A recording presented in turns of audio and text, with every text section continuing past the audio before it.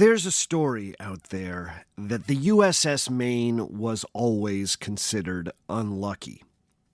The American armored cruiser first had her keel laid in the New York Naval Yard on October 17, 1888.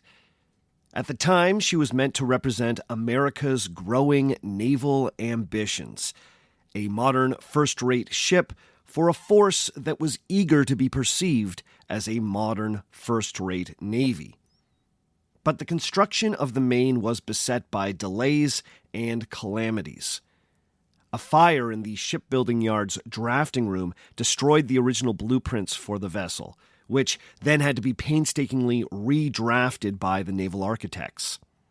Even after the ship was floated in 1890, the Navy was forced to wait a solid 3 years before the nickel steel plates needed for the Maine's armor were delivered. This was exacerbated by one of the most bitterly fought labor disputes in American history. The so-called homestead strikes and industrial lockouts from 1889 to 1892 saw unionized steelworkers in Pittsburgh violently clash with company-hired mercenary strikebreakers. 16 people were dead before the steel nickel plants were once again operational. The result was that the Maine would not be commissioned until 1895, and by that time, naval technology had progressed at such a pace that the armored cruiser was already considered out of date. Then came a run of bad luck at sea. Within her first 6 months of service, the ship had run aground. A year later, 3 of the Maine sailors died when a group were washed overboard near Cape Hatteras. Just 2 days after that tragedy, a piece of ammunition exploded on the Maine, seriously injuring 2 more sailors.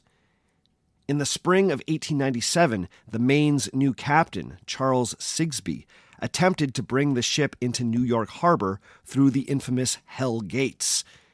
This maneuver was complicated by the fact that at the moment, the ship did not have a dedicated pilot.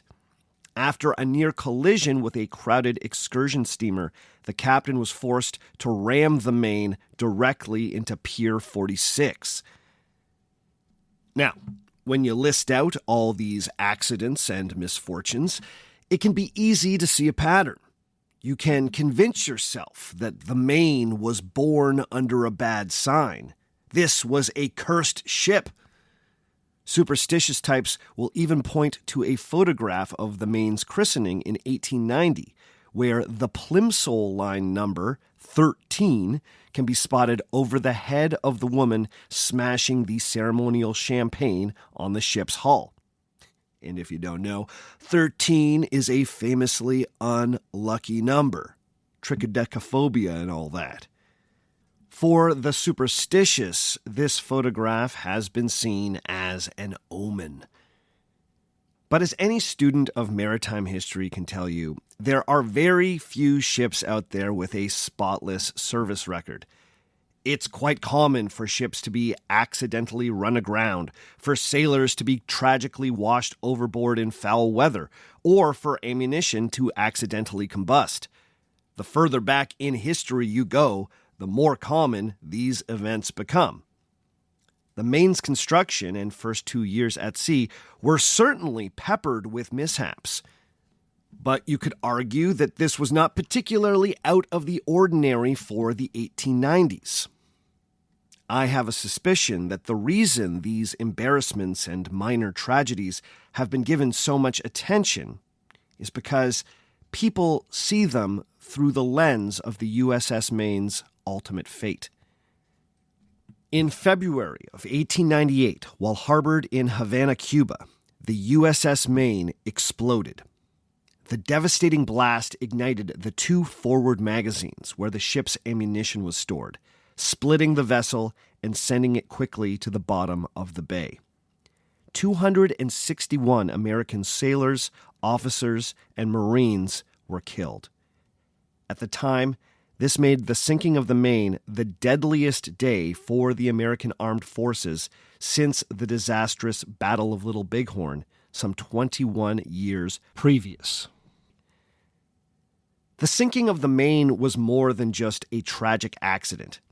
It was arguably one of the most consequential international incidents in American history. The destruction of the cruiser is often pointed to as the event that all but ensured a war between America and Spain.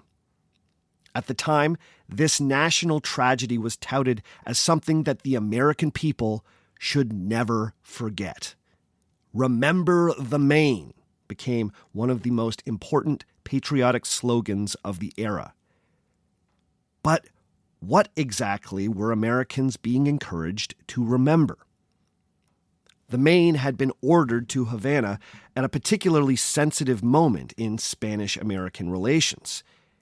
Even before the Maine's destruction, a number of high-profile Americans used explosive metaphors to describe just how provocative and potentially dangerous it was to send an American military vessel to Cuba. The wife of the Maine's executive officer, the famous women's rights campaigner Evelyn Wainwright, said of the ship's deployment that, quote, "You might as well send a lighted candle on a visit to an open cask of gunpowder," end quote. This sentiment was echoed by President McKinley's trusted advisor, Mark Hanna, who compared the Maine's presence in Havana to, quote, "waving a match in an oil well for fun," end quote. But what exactly happened to the USS Maine? Had this whole thing been a terrible accident, or had this been an act of war? If this had been an attack, then who was responsible? Before any of the facts were known, certain American newspapers declared that this had to be understood as an attack on America.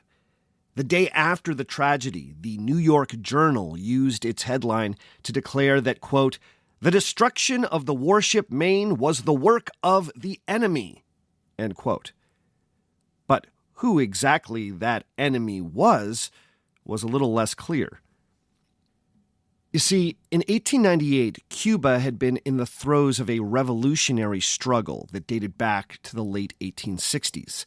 The most recent phase of this conflict had been reignited in 1895, and 3 years of bitter fighting between Cuban independence fighters and Spanish imperial troops had ensued.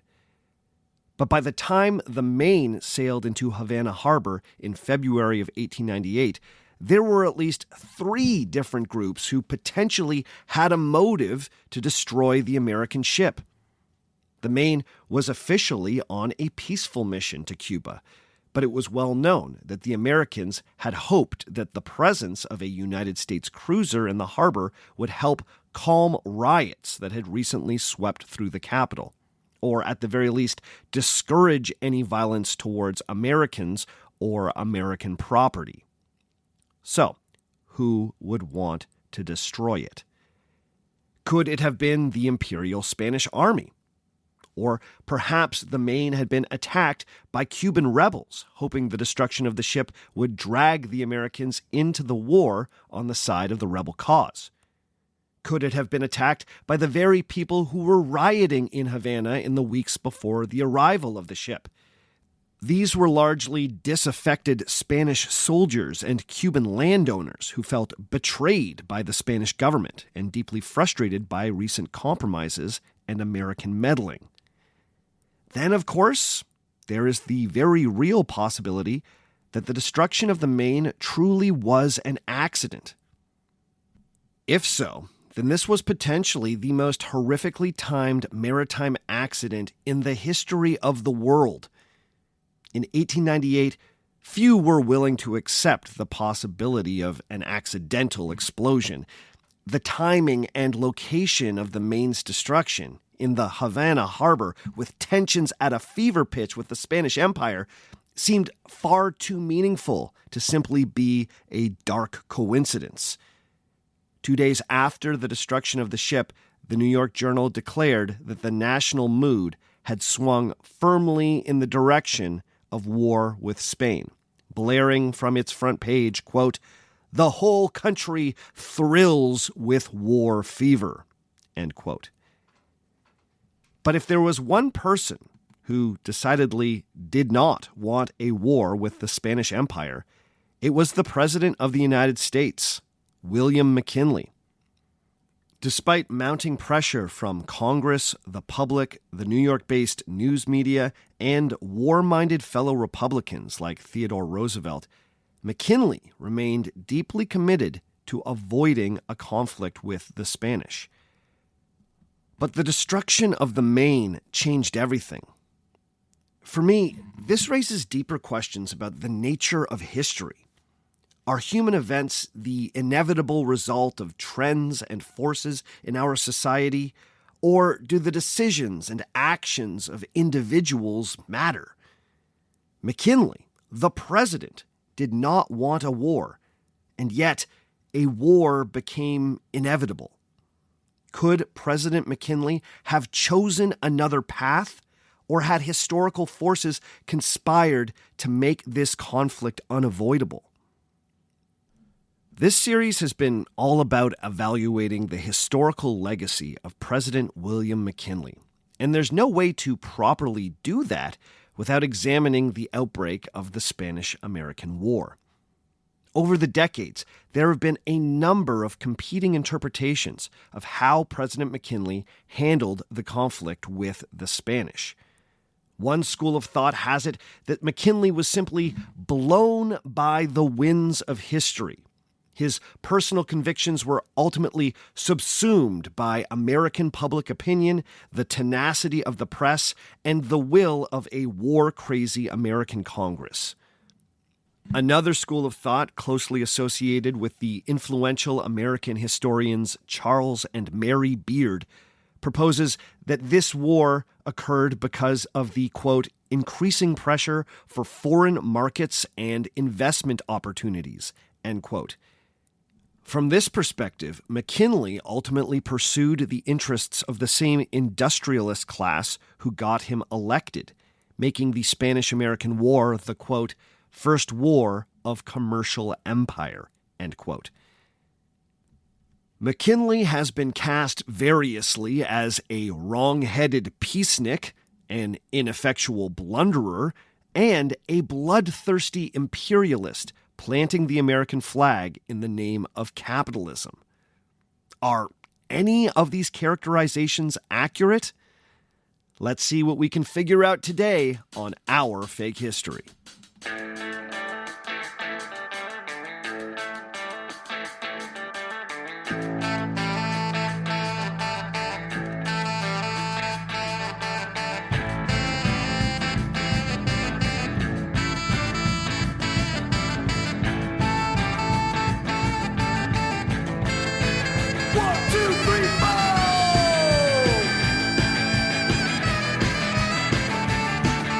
Episode number 232, Why President McKinley, Part 3. Hello and welcome to Our Fake History. My name is Sebastian Major, and this is the podcast where we explore historical myths and try to determine what's fact, what's fiction, and what is such a good story it simply must be told. Before we get going this week, I just want to remind everyone listening that you can hear this podcast ad-free through Patreon. Just head to patreon.com/ourfakehistory to get access to an ad-free feed and a huge list of extra episodes. Now, Our Fake History will be going on a brief season break for the month of August. So we've got one more bonus episode and then one more all-new episode coming before we take that break. But if you want to stock up on Our Fake History goodness to keep yourself satisfied while we are on that break, then the best way to do it is to become a patron.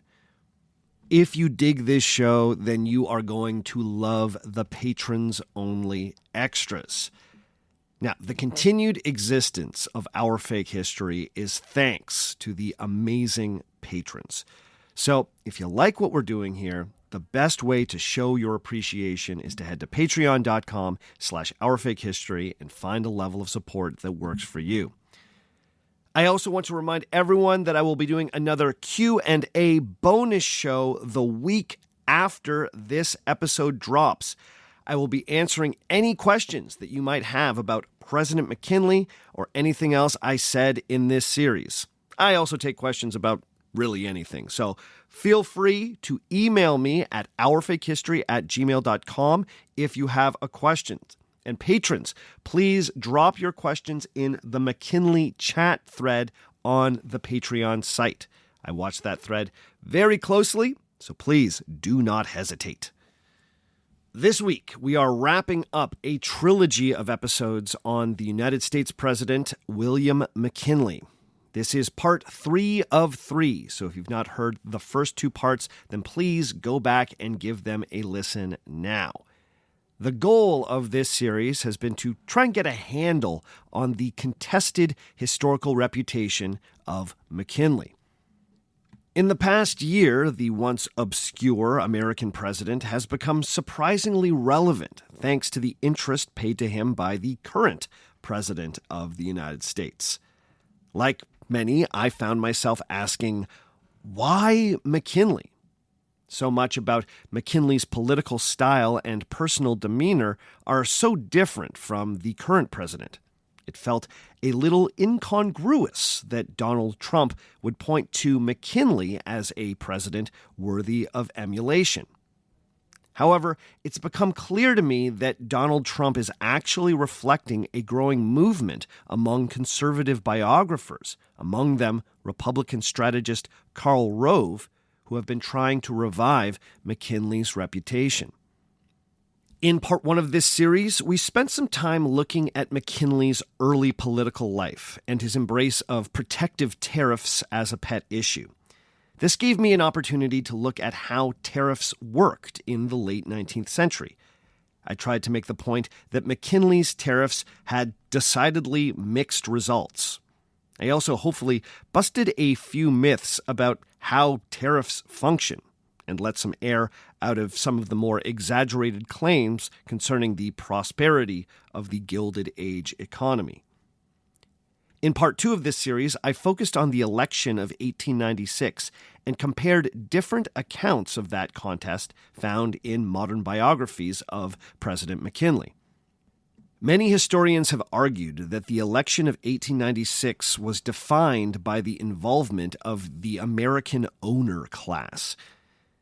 McKinley was helped out of a personal financial crisis by a group of wealthy men and American businesses while he was governor of Ohio. When he ran for president, McKinley's chief advisor, Mark Hanna, was able to put together the largest campaign fund in American history, thanks to donations from a number of prominent millionaires and large American corporations. This money was used to blanket the country in persuasive, highly targeted campaign materials. I also spent some time looking at the alleged unscrupulous tactics used by American business owners to turn out the vote for McKinley. I discovered that there was considerable evidence that businesses threatened their employees with factory closures and canceled contracts if McKinley was not elected. I also pointed out that the more recent biographies written by well-known American conservatives tended to glaze over or explain away many of these more uncomfortable aspects of McKinley's political rise. Karl Rove's biography was particularly slanted in this regard and is downright misleading on the issue of unscrupulous methods used by pro-Republican businesses in 1896. All of this has helped me understand why there's been a McKinley revival among certain modern Republican writers. McKinley was an unabashedly pro-business politician who helped solidify the Republican Party as the party of, quote, expansive capitalism. Critics have long accused McKinley of being little more than a political spokesperson for American big business. And there's no doubt that McKinley saw America's wealthy industrialists and financiers as a key constituency. Interestingly, his modern defenders, like Karl Rove, don't really deny that, so much as they subtly argue that this was not a bad thing. In Rove's case, he does this while also soft-pedaling moments in McKinley's biography where corporations openly started using money to influence Republican policy. The fact that McKinley was a personable, humble, and empathetic leader also make him attractive for reappraisal. The biographies of Karl Rove and Robert Mary both have as their subtext that government policies that prioritized the growth of American big business and the expansion of American power overseas are good things. President McKinley's innate decency as a person can be used by a skillful author to cast those policies in a positive light. But it's the question of American imperial power that really interests me today. In many ways, William McKinley's struggle with his country's growing imperial ambitions at the turn of the century is one of the most complicated and hotly debated parts of his legacy. While McKinley's political career had always been unabashedly pro-business, he was not a natural imperialist. His experience in the Civil War, and particularly the brutal Battle of Antietam, had given him a healthy respect for the cost of war. Even in those heated days after the destruction of the USS Maine, McKinley bluntly told an Army officer visiting the White House, quote, "I shall never get into a war until I am sure God and man approve. I have been through one war. I have seen the dead piled up, and I do not want to see another." End quote. And yet, just a few weeks later, the United States and the Empire of Spain were officially at war with one another. So, what changed? Why did America ultimately find itself at war with Spain? Well, as it turns out, this question has divided historians. So, on today's episode, I want to get into the debate of why the Spanish-American War happened and what it ultimately meant for President McKinley, America, and the world. Now, as a result, I'm not going to be getting into the blow-by-blow of this conflict once it was underway. Apologies to the military history heads in the crowd. But to properly break down all the action in the Spanish-American War, it would require at least another trilogy of episodes. I'm going to be glazing over a lot of stuff here. The focus is going to be on the why of it all. So, apologies if you wanted a super detailed breakdown of the Spanish-American War. Perhaps I will return to it another day. I'm hoping that what we explore today will give us all a better understanding of why this conflict happened at all. This might also give us some insight into why McKinley's historical reputation has been so controversial. All right, with all that said, let's dive in.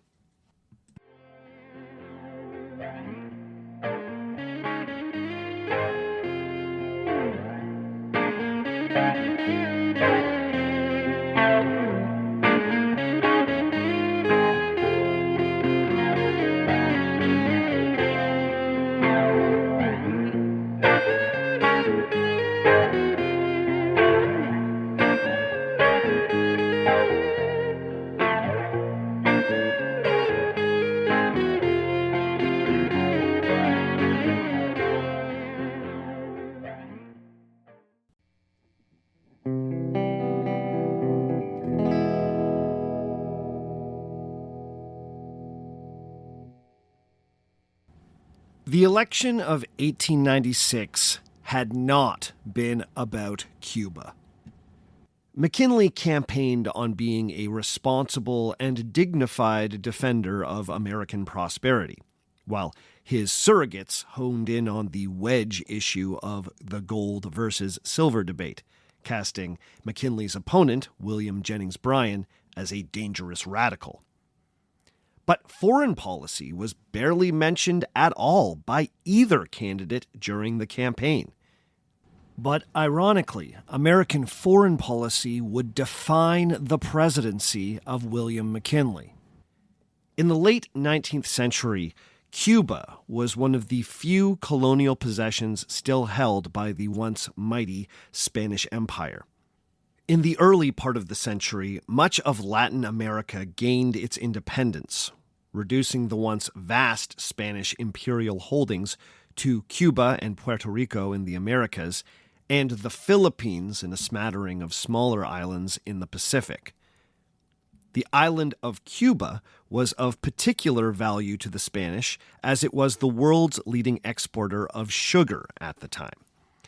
There was also a certain romance and nostalgia associated with the island, as it had been part of the imperial fold since the time of Columbus.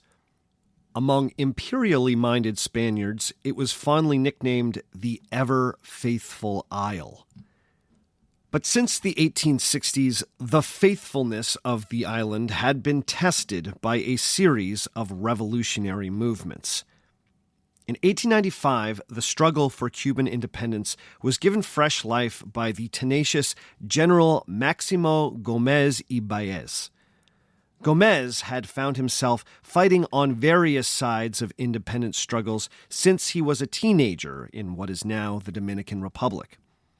After relocating to Cuba, he became deeply involved in the country's independence movement and is credited with revolutionizing the poorly equipped rebel army's military tactics. This included the feared machete charge, which made the most of the army's decided lack of firepower. In 1895, after years of the Spanish government dragging its feet on promised reforms, Gómez and his army of disaffected peasants and recently emancipated slaves had once again taken up arms against the Imperials. This involved a highly controversial scorched earth campaign that targeted large sugar plantations run by Spanish loyalists. The rebels sought to destroy Cuba's agricultural economy by burning acres of sugar crops. They hoped that this would convince the Spanish monarchy that Cuba was no longer worth fighting for. What had been a $62 million crop in 1894 had been reduced to a $13 million crop by 1896. This did not deter the Spanish, who responded by dispatching one of their most brutal colonial commanders to the island. This was Valeriano Weyler Nicolau, a Spanish officer of German ancestry who had cut his teeth fighting insurgents in the Philippines. Before his arrival, the Cuban rebels had successfully carried out a guerrilla campaign based around hit-and-run tactics. After an attack, the rebels could blend in with the local population and effectively disappear.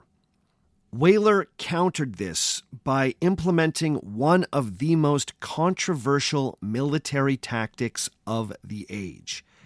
This was known as the reconcentration policy. The goal was to violently empty the Cuban countryside of its people so the rebels would have nowhere to hide. The island was divided into military districts, and everyone living in a given district was then given 8 days to relocate to one of a series of concentration camps set up in fortified towns. Anyone who did not relocate was assumed to be a rebel and was shot on sight. As you might expect, this was a humanitarian disaster. The forcible relocation of hundreds of thousands of Cubans into poorly provisioned, disease-infested encampments led to an untold number of deaths. Estimates of exactly how many Cubans died as the result of reconcentration vary wildly, but it was easily 100,000 people and possibly as many as 400,000. As stories of the Cuban War started to filter out of the country, there was a growing belief among many Americans that the United States military should intervene on the island. You see, the unfolding tragedy in Cuba was being covered breathlessly by a certain section of the American press. In New York, two media tycoons, William Randolph Hearst and Joseph Pulitzer were locked in a fierce competition for readership of their various newspapers. This was the era of so-called yellow journalism, when the American press took a turn towards the sensational. One of the best descriptions of this comes from Edwin Diamond's book, Behind the Times, where he explains that, quote, "It was said of William Randolph Hearst that he wanted readers to look at page 1 and say, 'Gee whiz,' then turn to page 2 and exclaim, 'Holy Moses,' then at page 3 shout, 'God Almighty,'" end quote. Both Hearst and his rival, Joseph Pulitzer, quickly came to realize that the war in Cuba provided fodder for the kinds of stories that could elicit exactly those kinds of reactions. In the pages of Hearst's New York Journal and Pulitzer's New York World, readers found shocking tales of atrocities committed on the island. These stories were often supplemented with photographs of emaciated children and destitute Cuban peasants. Now, to be clear, there were very real humanitarian disasters unfolding in Cuba, but quite a lot of what was reported in those papers was learned third-hand, could not be properly confirmed, and in many cases had been exaggerated. The Spanish, and particularly Valeriano Weyler, who was nicknamed the Butcher by the New York papers, were presented as diabolical monarchists who represented everything America had rejected during her own revolution. Sympathy for the Cuban independence fighters was also encouraged by an active group of Cuban expatriates living in the United States, sometimes called the Cuban Junta. These Cubans were particularly active in Florida, New York, and Washington, where they did their best to bring attention to the Cuban independence struggle and lobbied for positive media coverage of the Cuban cause.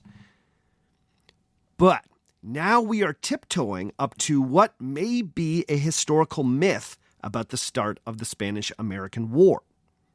It's been suggested that yellow journalism made the war inevitable. The idea is that the newspapers owned by Hearst and Pulitzer whipped up American public opinion to the point where they demanded a war with Spain. In a popular American history textbook published in 1956, historian Thomas A. Bailey summed up this belief when he wrote, quote, "A frenzied public, lashed by the yellow press, clamored for war to free the abused Cubans. Overborne, the president finally yielded and gave the people what they wanted." End quote. The idea that Hearst and Pulitzer were instrumental in whipping the American public into an unstoppable warmongering force is sometimes illustrated by a fairly dubious quote attributed to William Randolph Hearst.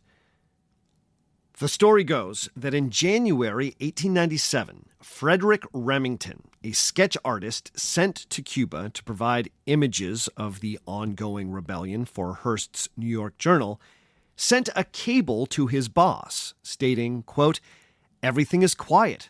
There's no trouble here. There will be no war. I wish to return." End quote. In reply, Hearst allegedly wired back, quote, "Please remain. You furnish the pictures, and I'll furnish the war." End quote. Now, this story is almost certainly a historical myth. The telegrams in question have never been produced, and Hearst himself denied ever sending a telegram that said anything of the sort. This story also does not come from Frederick Remington, who never once spoke of the exchange. Also, the story doesn't really make sense, as Cuba was far from quiet in 1897. Hearst did not need to furnish a war, as a war was already going on. Just, not a war with the United States yet. It turns out this story was first published in a 1901 book by a journalist named James Creelman, who historian of the press W. Joseph Campbell has described as having, quote, a keen taste for hyperbole and a fondness for overstatement, end quote.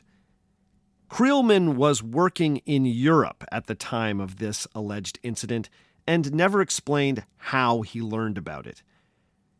But the story makes for a perfect historical myth.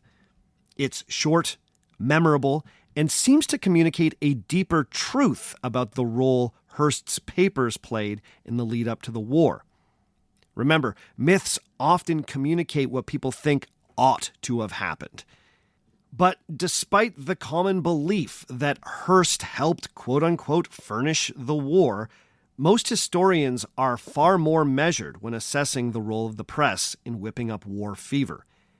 Historian Richard F. Hamilton's exhaustive study, President McKinley, War and Empire, has demonstrated that while Hearst and Pulitzer's papers in New York certainly advocated loudly for American intervention in Cuba, the broader American press was less feverish.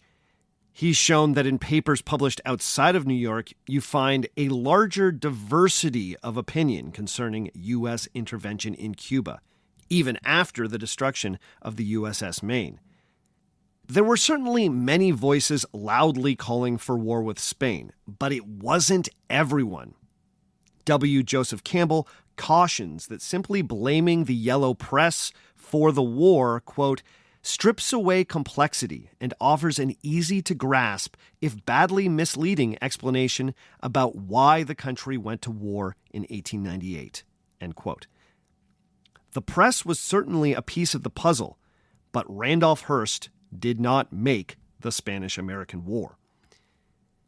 Another school of thought tells us that this war happened because many powerful Americans had been harboring dreams of annexing Cuba for decades. As early as 1823, Thomas Jefferson had mused that Cuba would be, quote, the most interesting addition which could ever be made to our system of states, end quote. John Quincy Adams similarly wrote that, quote, the annexation of Cuba will be indispensable to the continuance and integrity of the Union itself, end quote. In 1848, President James K. Polk even offered the Spanish $100 million for the island, which was promptly rebuffed. Then, in 1881, James G. Blaine, the same American Secretary of State who hoped McKinley's tariffs would bring about the annexation of Canada, wrote of Cuba, quote, that rich island, the key to the Gulf of Mexico, is, though in the hands of Spain, a part of the American commercial system. If ever ceasing to be Spanish, Cuba must necessarily become American and not fall under any other European domination, end quote. Ah, James Blaine, we can always count on you to lay the imperialist cards on the table. In the 1890s, there was a growing group of American congressmen and other politicians who started arguing for a more aggressive and interventionist American foreign policy. These folks were nicknamed the Jingoes, or the Jingoists. This was a somewhat pejorative nickname for folks who had embraced a certain type of, let's call it, chauvinistic patriotism. The Jingoes, chief among them Undersecretary of the Navy Theodore Roosevelt, argued that America had a right to assert itself internationally and challenge the other great powers. This meant growing an empire that could rival that of Britain or France, or at the very least, check the rising ambitions of Germany and Japan. If that meant war, then so be it. It's been argued that the crisis that was unfolding in Cuba in the late 1890s was cynically used by those eager to annex the island. The humanitarian crisis gave the Americans moral cover to act, or so goes the interpretation. the difficulty in all of this is President McKinley himself. He many times stated loudly that he was not interested in, quote, jingo nonsense. Right up to the destruction of the Maine, President McKinley seems to have been resolutely opposed to intervening in Cuba. While speaking to the outgoing President Grover Cleveland on the eve of McKinley's inauguration, the new president was seemingly quite sincere when he said this of intervening on the island. Quote, "If I can go out of office at the end of my term with the knowledge that I had done what lay in my power to avert this great calamity, I shall be the happiest man in the world." End quote. President McKinley wanted to avoid a war, and in this way, he was reflecting the priorities of American big business. Now, that might seem counterintuitive. As I mentioned earlier, there's been a current in American history writing that has characterized the Spanish-American War as the, quote, first war of commercial empire. But the American business community, including many of the millionaires and corporations who had so generously given to McKinley's election campaign, were resolutely opposed to any American military adventures.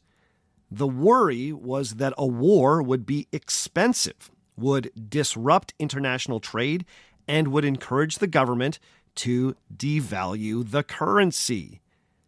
Perhaps their gold man would embrace silver to pay for war expenditures. McKinley's influential backers did not want a war. The so-called military-industrial complex had yet to fully take shape in the United States. So we should be careful with any interpretations that tell us that American business drove the country into war. While many American businessmen would eventually embrace this conflict, they weren't necessarily pushing for it. So McKinley pursued a path of diplomacy with Spain. With the humanitarian crisis worsening and calls for American intervention growing from members of Congress, McKinley tried to chart a way out of a direct confrontation. In late 1897, McKinley had his diplomats present a communique to the Spanish government, which explained that America had the right to intervene in Cuba due to the ongoing crisis and the disruption that had been caused to the global economy.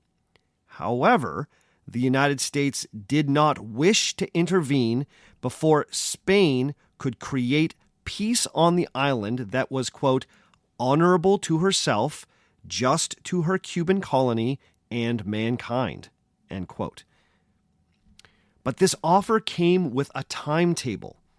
If Cuba was not at peace by November 1st, 1898, then America would need to reassess its position.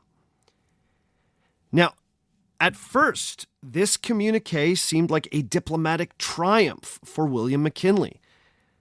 The Spanish Parliament had recently turned over and was now being headed by the liberals, who had long advocated for a more lenient approach to Cuba. They responded by first dismissing the controversial General Weyler and recalling him to Spain. The government also proposed that while Cuba would remain under Spanish rule, the island would be given a new level of autonomy. This included a representative parliament, albeit one that could be called and dissolved by the Spanish governor, and with an upper chamber made up of Spanish appointees. But for any of that to happen, the rebels needed to surrender. Spain could not be seen as losing the war. But this ended up pleasing absolutely no one in Cuba. The offers of autonomy were simply too little too late. The Cuban rebels, led by Gomez, had fought for too long to accept anything other than full independence. On the other side, Cuban landowners and other loyalists felt betrayed by the Spanish government for making any concessions to the rebels.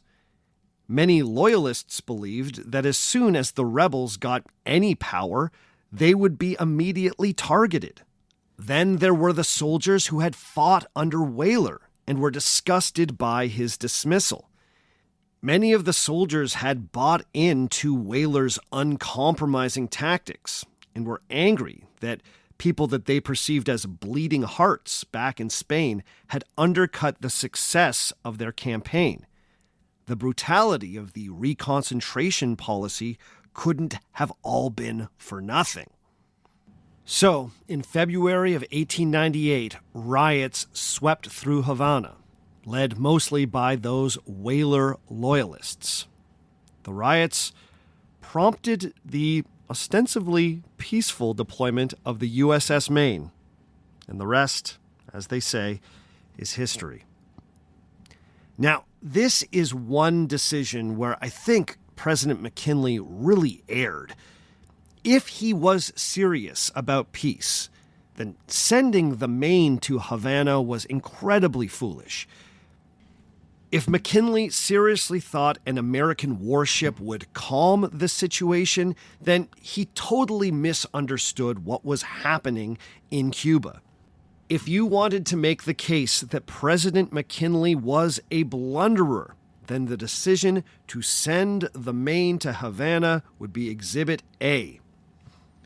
After the Maine was destroyed, segments of the American press immediately jumped to the conclusion that the Spanish had been behind the explosion. As you might expect, the most egregious of these was William Randolph Hearst's New York Journal, which 2 days after the sinking of the Maine declared on its front page, quote, "Torpedo hole discovered by government divers in the Maine. Startling evidence of Spanish treachery revealed," end quote.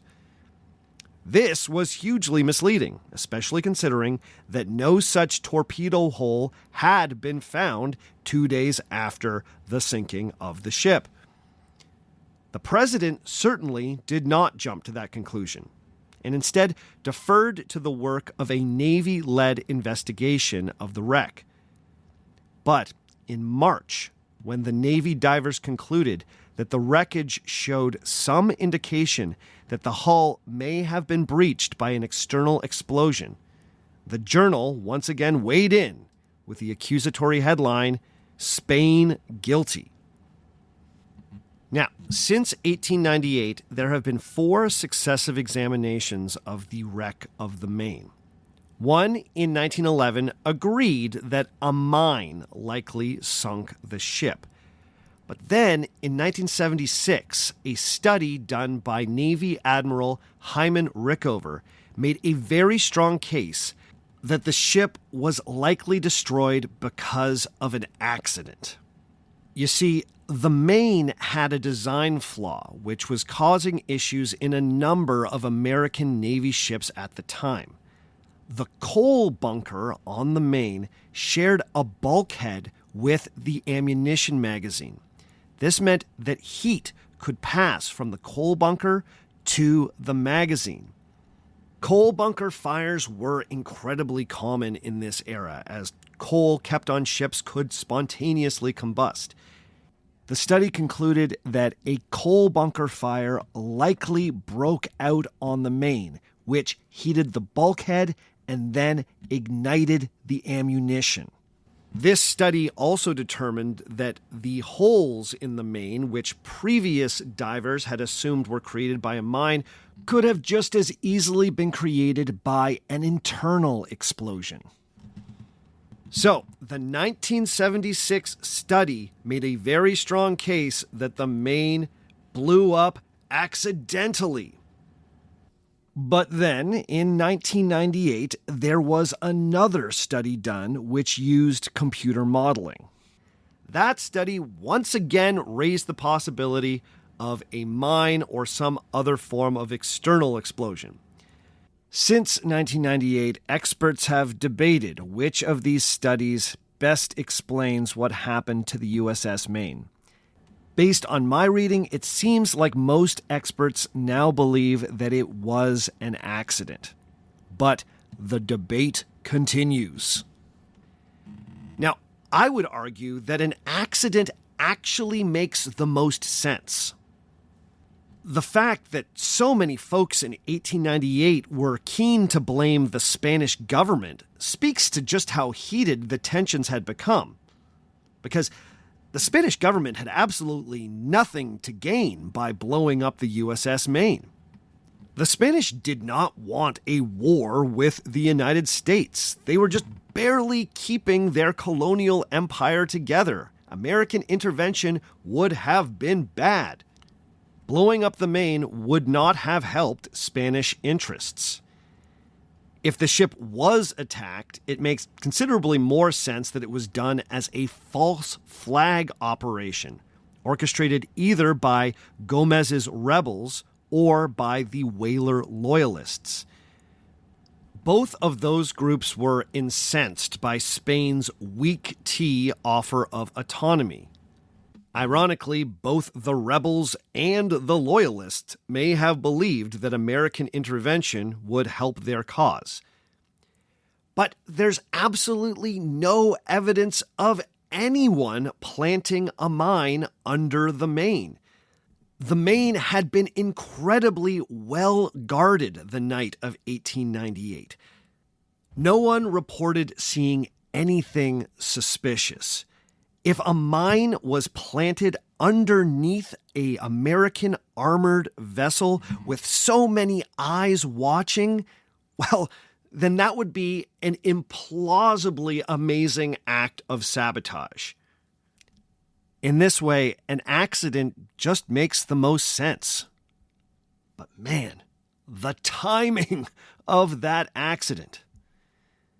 The destruction of the Maine clearly changed the whole game for William McKinley. This was especially clear after the Navy came back with a report blaming the destruction of the Maine on an external explosion. While McKinley still moved with great caution, it seems like after that point, he saw war as inevitable. And once McKinley decided that his country was going to war, he quickly came to understand what the potential upside might be.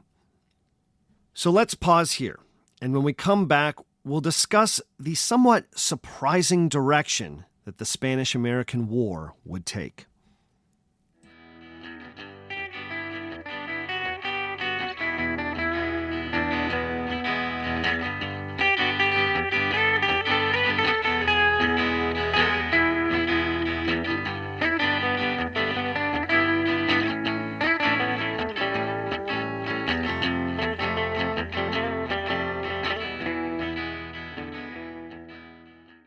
Today's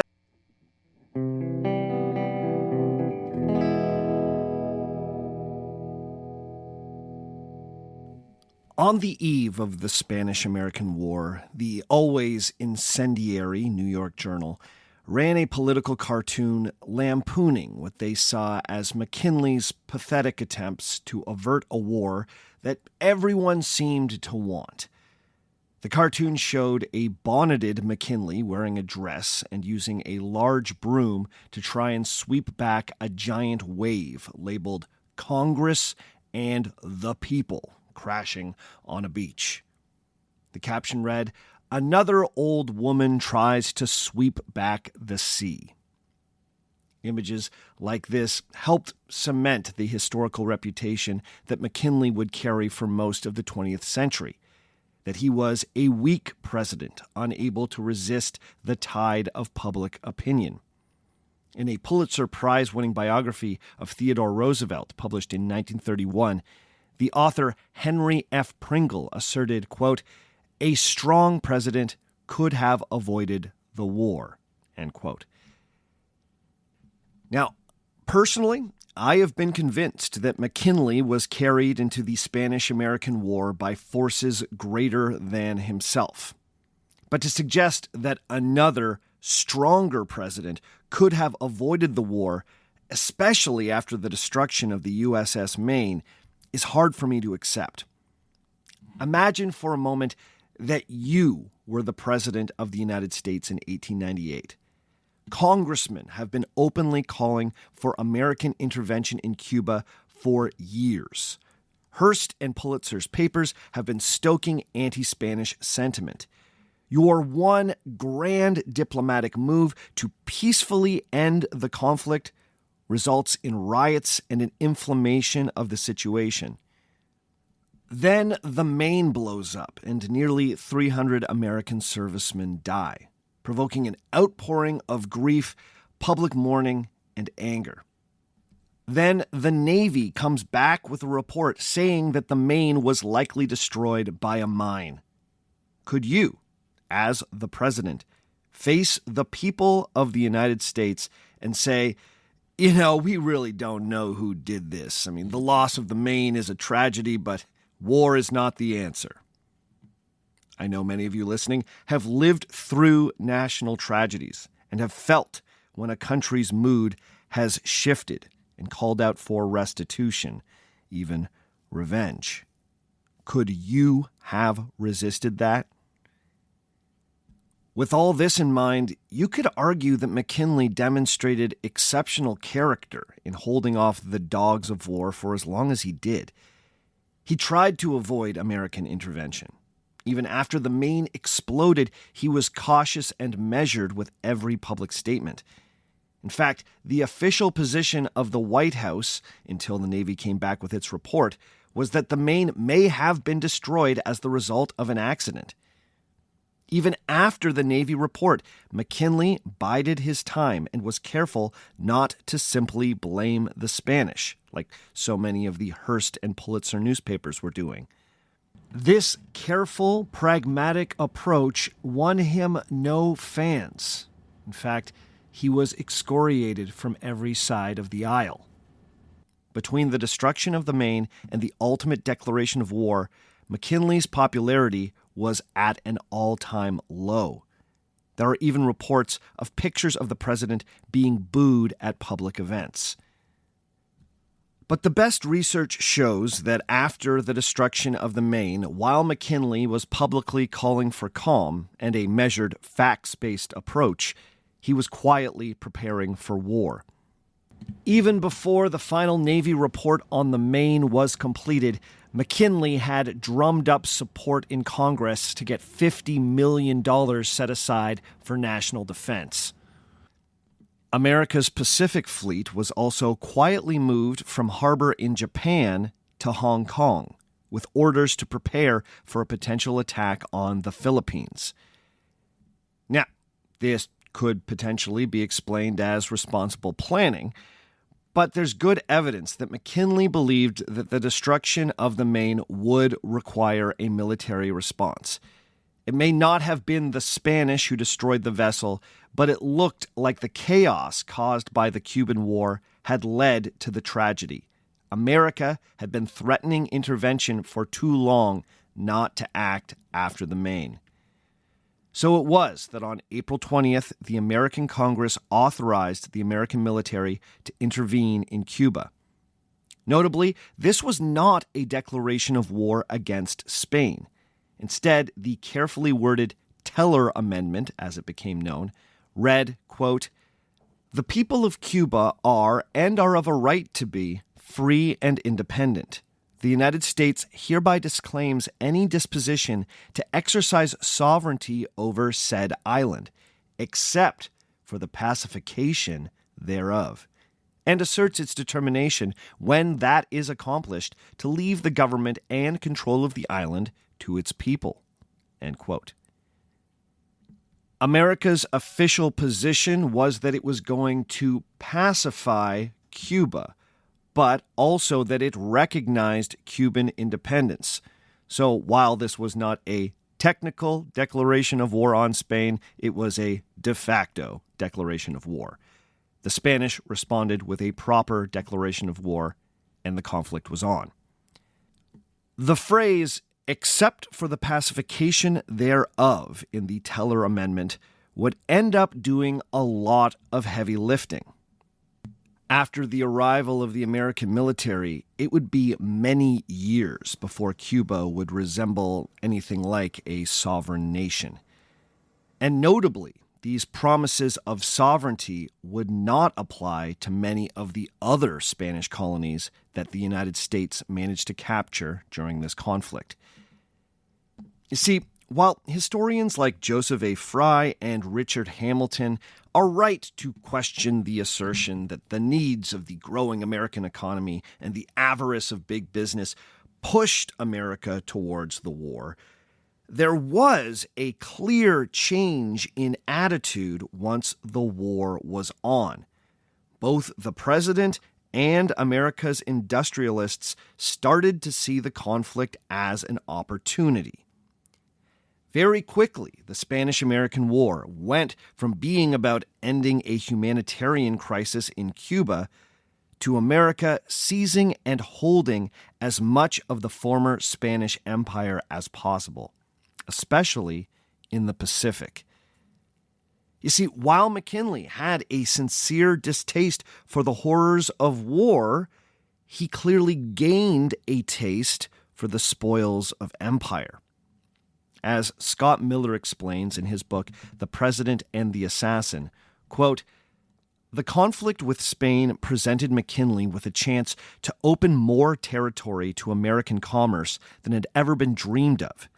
Spain's entire empire, perfectly positioned for building a bridge across the Pacific, was there for the taking.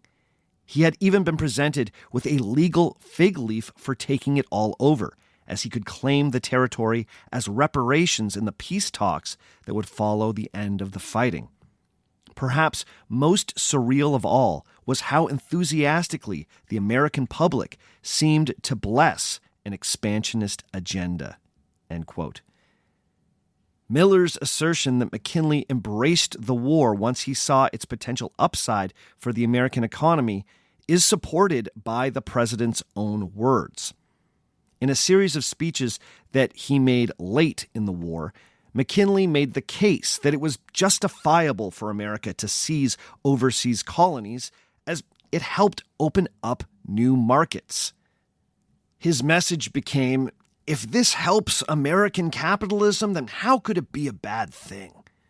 He told one crowd, quote, "We have good money, we have ample revenues, we have unquestioned national credit.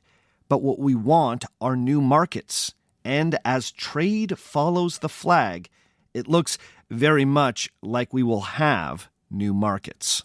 End quote. In a later speech, he would say, quote, "Shall we deny ourselves what the rest of the world so freely and so justly accords itself?" End quote. The new markets which so excited McKinley were Asian markets. The first decisive victory in the Spanish-American War came not in the Caribbean, but in the faraway Philippines. As I mentioned earlier, the American fleet had been stationed in Hong Kong in the months leading up to the war. When war was officially declared, the Pacific Fleet, commanded by Admiral George Dewey, was immediately ordered to move against the Spanish in the Pacific. On May 1st, he caught the Spanish in Manila Bay in the Philippines. The better-armed Americans utterly destroyed the outdated Spanish fleet. America now had a toehold in the Philippine archipelago, eventually gaining control of the city of Manila itself a few months later. The victory at Manila Bay was quickly followed by the relatively bloodless American seizure of the island of Guam. The surprised Spanish colonial administrators on the island didn't even know the two countries were at war. When the American Navy first fired on them, they assumed that it had to be a friendly salute. When the situation became clear, the island was quickly surrendered. Before any American soldiers set foot anywhere in the Caribbean, the American Navy had seized what was the start of a Pacific empire. These early victories in the Pacific also gave an added urgency to the question of Hawaiian annexation. Now, The ins and outs of how the indigenous monarchy of Hawaii was overthrown by a coup led by sugar plantation owners is an important story that sadly I'll have to save for another day. But for now, suffice it to say that while there was a huge movement to bring the so-called Provisional Government of Hawaii into the American fold, the dubious way in which the monarchy was toppled had kept many in the American government uneasy about the prospect of taking Hawaii. The war in the Pacific washed away many of those misgivings. If America was going to hold Guam and the Philippines, the strategic importance of Hawaii was now simply too great to be ignored. So, with national security and the promise of new Asian markets in mind, Hawaii was officially annexed by the United States. Now, as I mentioned at the outset of the show today, it's beyond the scope of this already beefy trilogy of episodes to get into all the ins and outs of the Spanish-American War. So please forgive what is an entirely insufficient summary right here. Much like the story of Hawaiian annexation, I really hope I can return to this topic someday in the future. I could do an entire episode just talking about Theodore Roosevelt's Rough Riders who fought in Cuba during this campaign. So hopefully I get to that one day. But for now, I hope you don't mind if I skip to the end. The whole war lasted only 110 days.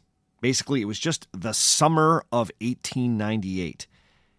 In many ways, it resulted in a quick and decisive American victory, which is why Republican John Hay referred to it as the, quote, splendid little war, end quote. But this much-quoted summation masks just how poorly organized and nearly disastrous the American war effort truly was. Again, I'll quote Scott Miller, who explains that, quote, it was simply the most rowdy, chaotic, even slapstick conflict the United States has fought before or since.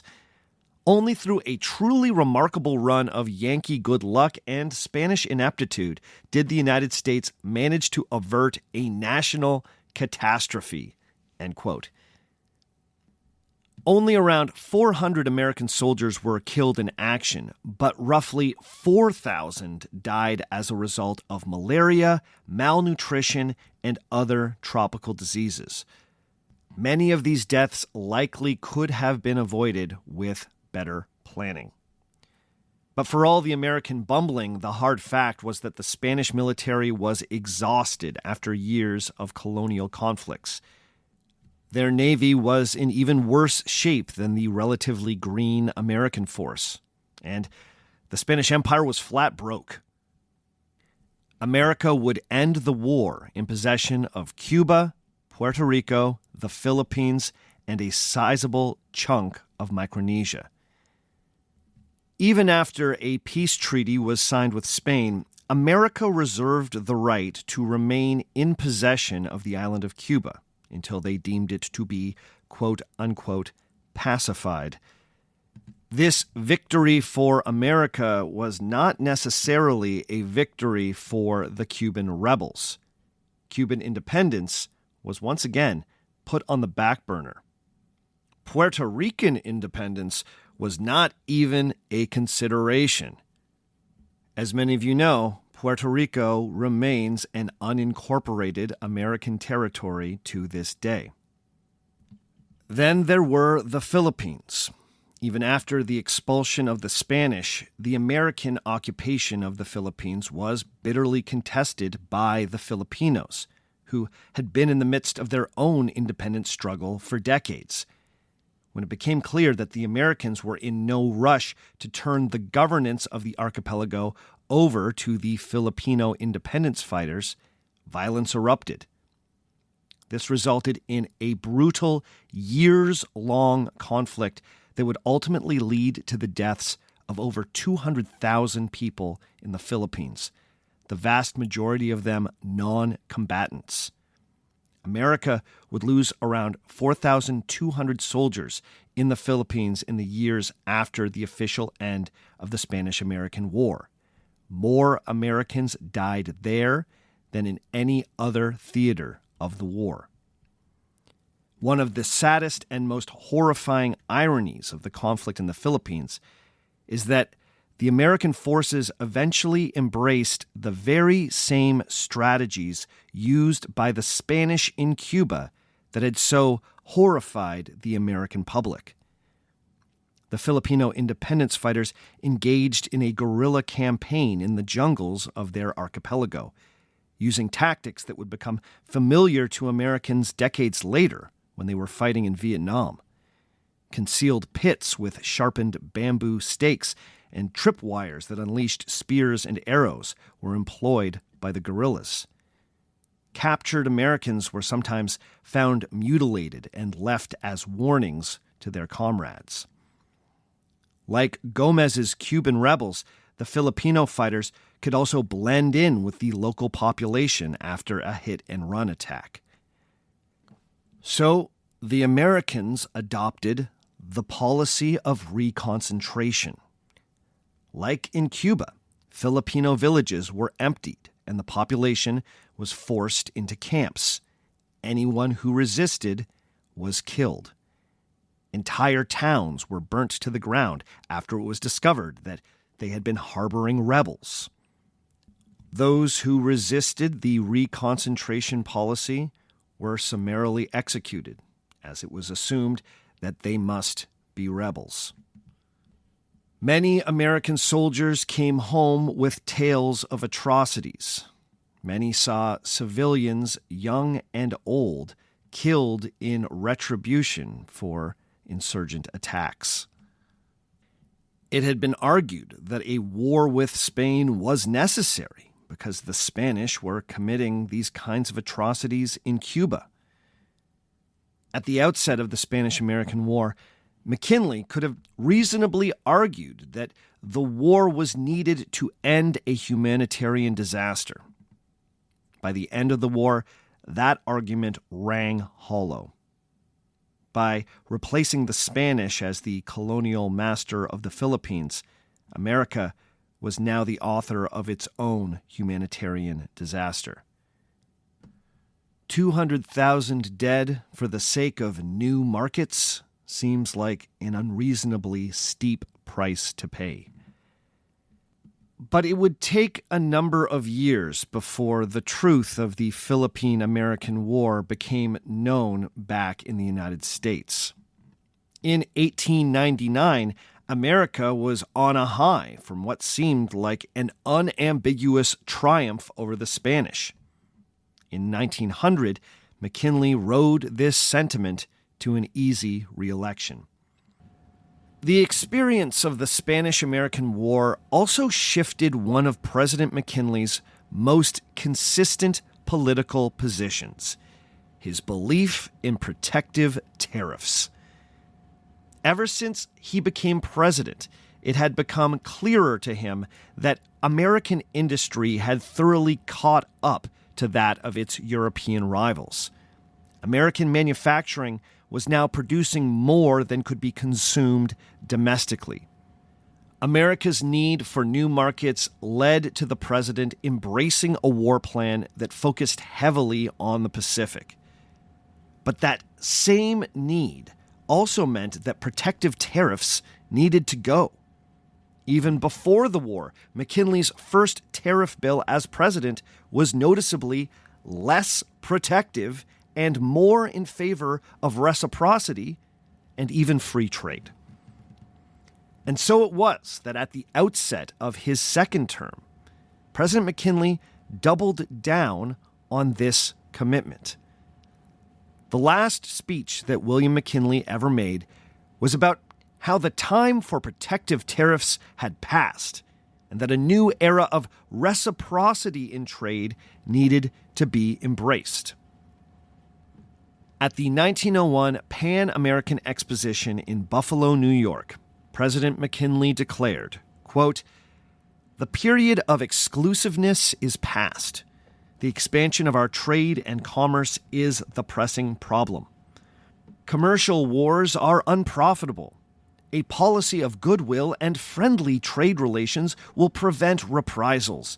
Reciprocity treaties are in harmony with the spirit of the times.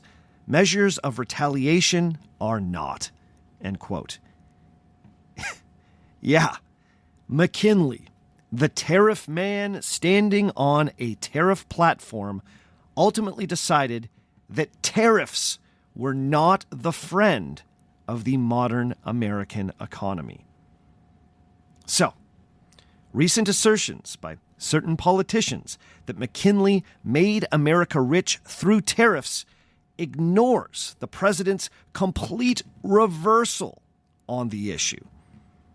McKinley's ultimate legacy would be about opening markets to American business and abandoning protective policies, sometimes at the cost of thousands of lives. That speech would be the last one that President McKinley would ever give, because just a day later, he was shot twice, point blank in the abdomen, while trying to shake the hands of as many people as he possibly could. McKinley would die from the wounds 10 days later. The shooter was one Leon Czolgosz, a Detroit-born son of Polish immigrants. He was a self-proclaimed anarchist, inspired by the wave of recent assassinations carried out in Europe by other adherents to that political philosophy. But interestingly, Czolgosz was not really embraced by other anarchists. In the months before Buffalo, Czolgosz had attempted to ingratiate himself with a number of high-profile American anarchist speakers and organizers. He was apparently so awkward and cloying that many of these anarchists assumed that Czolgosz had to be an undercover cop.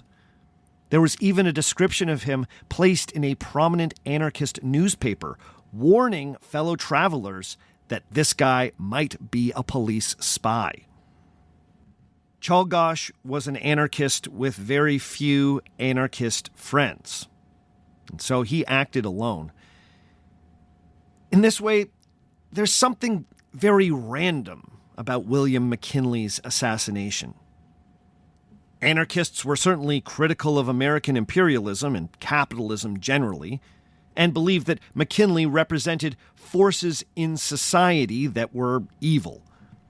But no one was really calling for his death.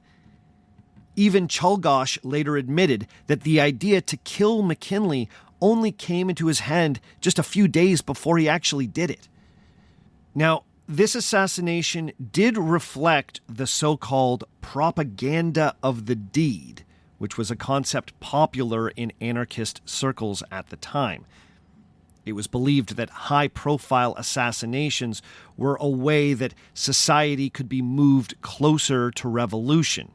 People would be inspired by the audacity of it all. But it's important to note that Czolgosz was a bit of a lone wolf, unsupported by a larger network of potential revolutionaries. The book The President and the Assassin by Scott Miller, which I've been quoting from throughout this series, tries to put this assassination in context by pairing a biography of McKinley with a look at violent labor struggles in the United States during the same period. Now, I appreciate Miller's approach because it helps illustrate just how uneven and dangerous for workers America's emergence as an industrial superpower truly was. But even with all this context, Czolgosz's choice to shoot McKinley still comes off as spur-of-the-moment, impetuous, and poorly thought out.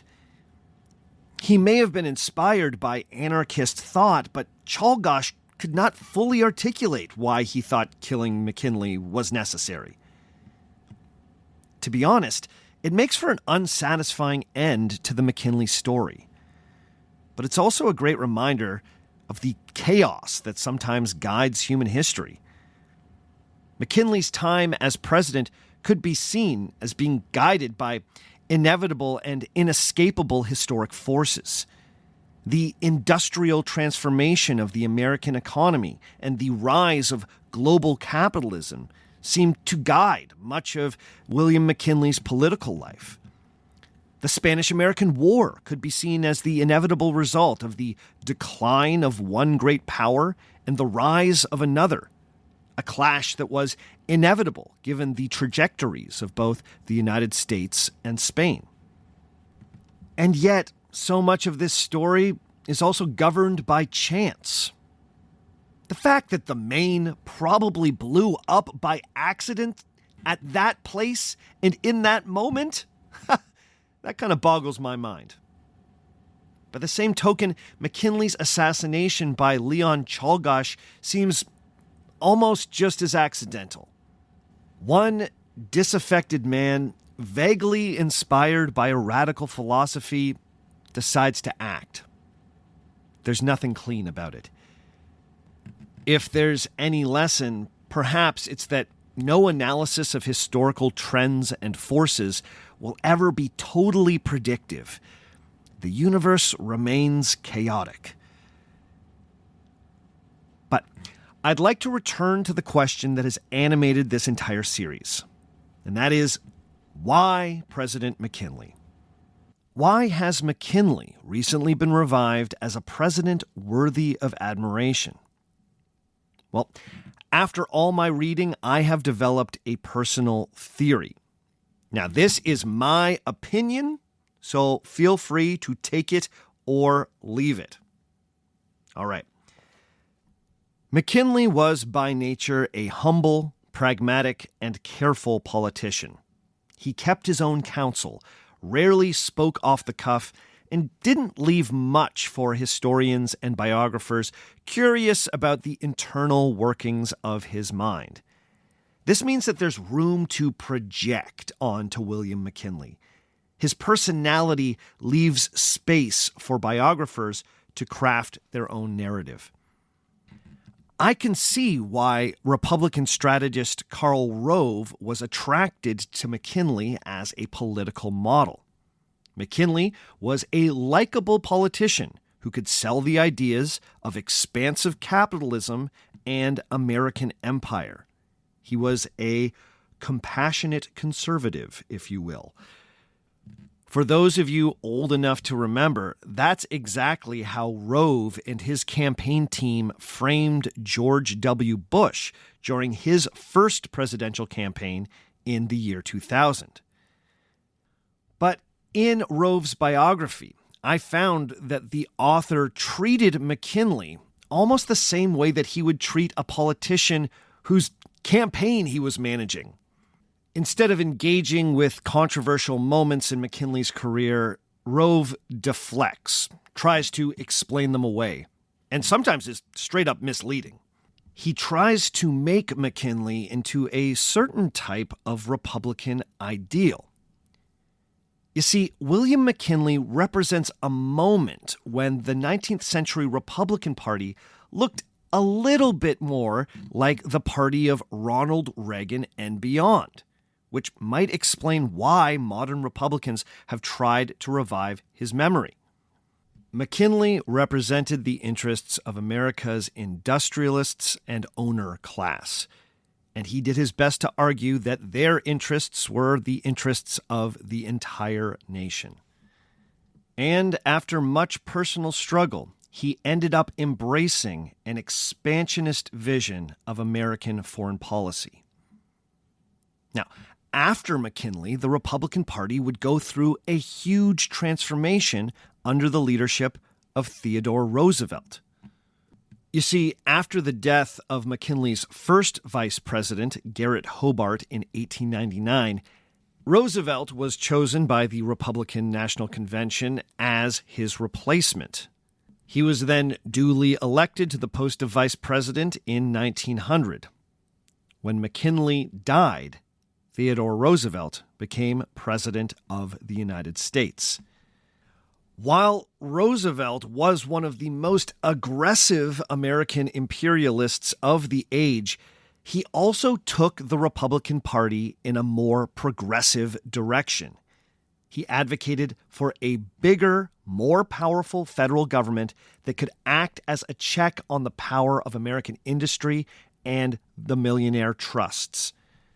It's been argued that the American welfare state begins under Theodore Roosevelt. So, while Roosevelt is a very exciting and complicated historical figure to study, there's no doubt that his politics are out of step with those of contemporary Republicans.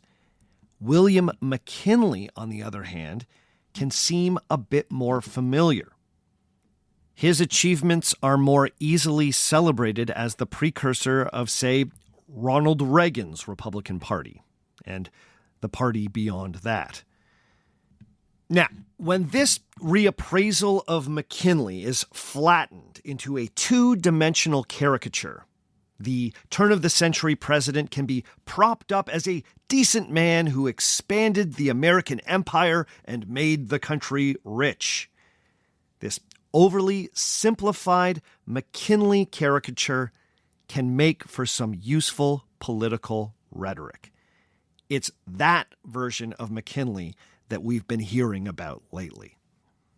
Now, this is just a guess, but I think that it's quite possible that Donald Trump was introduced to President McKinley by history-minded Republicans influenced by the writing of Karl Rove and perhaps Robert Mary. Their McKinley was a winner who championed American commerce. When you look at it from that angle, then it becomes easy to see why McKinley has made his recent historical comeback.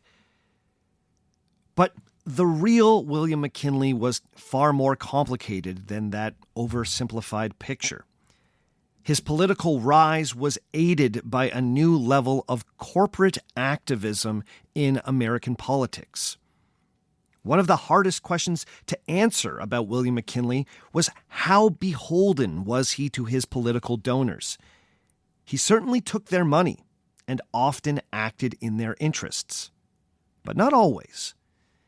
Ever since the election of 1896 and the presidency of William McKinley, questions about the influence of money on American politics have only become more pressing. It is true that McKinley became an American empire builder, but he came into that role hesitantly. He struggled with the forces in the American government and society that seemed to be pushing him towards war and expansion. In McKinley, I don't see the architect of the American century. I see a man who grudgingly accepted that America was going to have a century, whether he liked it or not.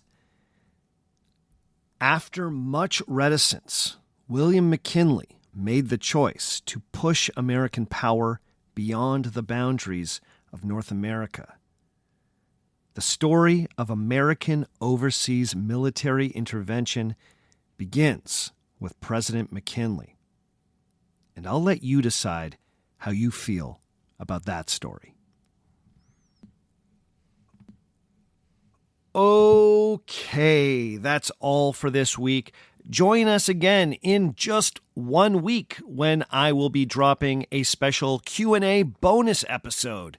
So if you have any questions about President McKinley, about the Spanish-American War, about really anything else we've talked about in the last series, please send me an email at ourfakehistory@gmail.com. Or if you are a patron, drop your question in the chat about President McKinley. Then a week after that, I will be dropping the last new episode of Season 10. We will then take a short break for the month of August, and we will return with brand new episodes of Our Fake History at the start of Season 11 on September the 9th. Before we go this week, as always, I need to give some very special shout-outs. Big ups to Mike, to Tom Brighton, to Anton Saralesolo, I hope I said that right, to Meet the Pilot, to Matt Mitchell, to William Mitchell, to Elizabeth Lowe, to Lars Linder, to Adrian, to William Stith, to Robert Labadie, to Ben Sinai, to Swenny69, and to He Who Poops. Haha, I like that one. All of these folks are pledging $5 or more on Patreon every month, so you know what that means. They are beautiful human beings. Thank you, thank you, thank you for your support. It means absolutely everything. If you like what we're doing here, the best way to keep this show going is to support us on Patreon. It is the lifeblood of our fake history. Thank you to everyone who continues to support this show, who remains engaged, who gives us 5-star reviews. Honestly, I love making this, and I'm really happy that there are people that love listening. And I really love hearing from you. I've been getting more and more messages these days, so forgive me if I have not responded to all of them. The easiest way to get a response from me is to send me an email. That's at ourfakehistory@gmail.com. But I can also be reached through Facebook, facebook.com/ourfakehistory. You can find me on Blue Sky at Our Fake History. I'm still on Twitter. I'm out there at Our Fake History. I'm on Instagram at Our Fake History. I'm on TikTok at Our Fake History. And we do have our YouTube channel. Just go to YouTube and search for Our Fake History, of course. As always, the theme music for the show comes to us from Dirty Church. Check out more from Dirty Church at dirtychurch.bandcamp.com. All the other music you heard on the show today was written and recorded by me. My name is Sebastian Major, and remember, just because it didn't happen doesn't mean it isn't real.